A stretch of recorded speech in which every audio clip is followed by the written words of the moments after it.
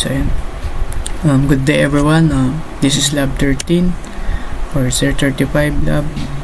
So Dynamic Host Configuration Protocol or DHCP. So in this video, i-configure natin si R1 into multiple DHCP pool. So and si R2 as a DHCP relay agent. So yung mga devices sa ibang network ay magkakaroon ng IP address mula sa ating DHCP server, which is R1. So and ito yung ating requirements na kailangan sundin na gawin. So let's start. So first, configure 3 DHCP pools on R1. So si R1, punta muna tayo dito pala sa PC1. So papakita ko muna na wala pa yung IP address na nakaano ng DHCP dito. So ayan. So as you can see, may address na agad. So ito is automatic to, which is private IP address to, or yung tinatawag na APIPA.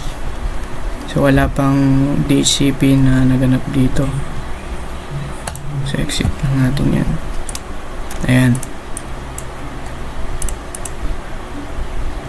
So punta lang tayo kay R1 and then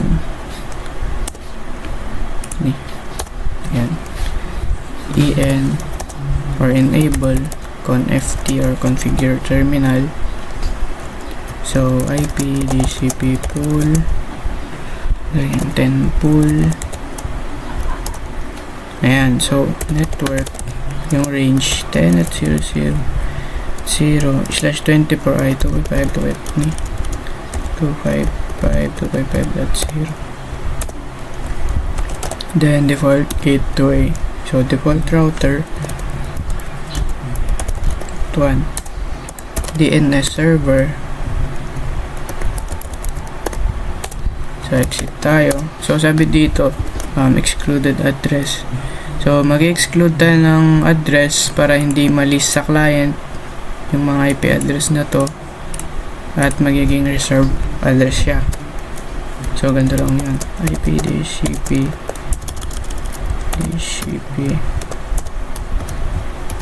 excluded address. Ayan, 0 ay ayun, 1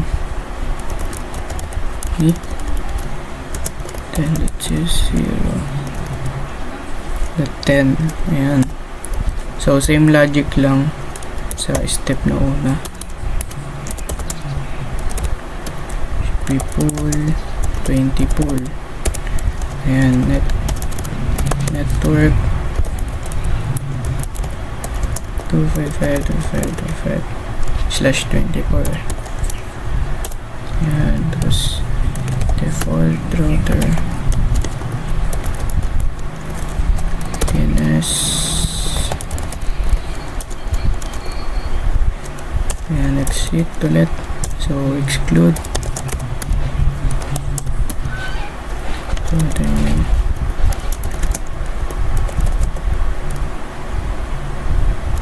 10. Tama. So IP pool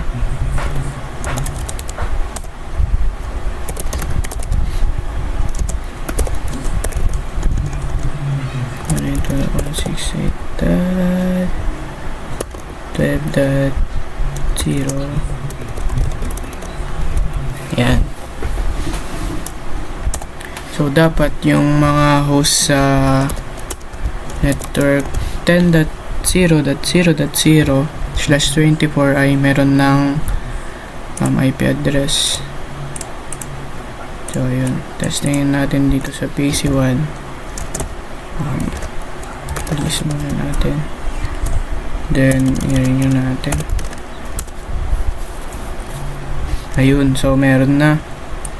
Yan siya, tama. Default gateway 10.0.0.1. yun. So dapat si PC2 din meron na rin. So IP config, yun siya.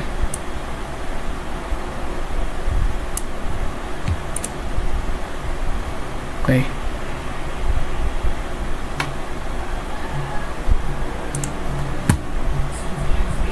So, ang next na gagawin natin, configure R2 G0/0 interface as a DHCP client, then enable the interface.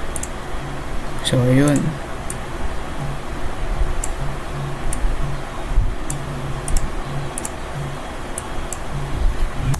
So, ayan lang. Then, punta tayo sa ConnFT muna, and then punta tayo sa G0/0 interface. So, para magkaroon siya ng IP address, instead na manually, DHCP yung gagamitin natin. So, DHCP. Then, para enable yung interface, no shutdown or no shut. So, hintayin lang natin. Ayun, as you can see, may assigned DHCP address na siya, which is ito, 192.168.12.2. Ayan. So, exit lang. Then, papakita ko muna sa inyo na wala pang IP address mula sa 20.0.0.0/24 na network. Yan, as you can see, private IP pa rin yung nandito. So, ayun. So, ito na yung gagawin natin. Configure R2's G0/1 interface as a DHCP relay agent so that hosts on the 20.0.0.0/24 network can get IP address. So, ganito lang yan. So, punta tayo sa interface ng G0/1. So, isang command lang ang gagamitin natin para sa relay agent. So, ito lang, IP helper address, and then yung IP address ni R1. So, 192.168.12.1. ayan, so okay na.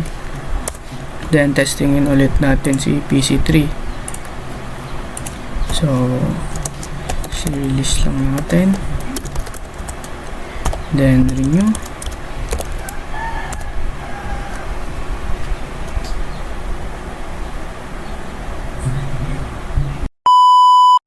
Na late lang.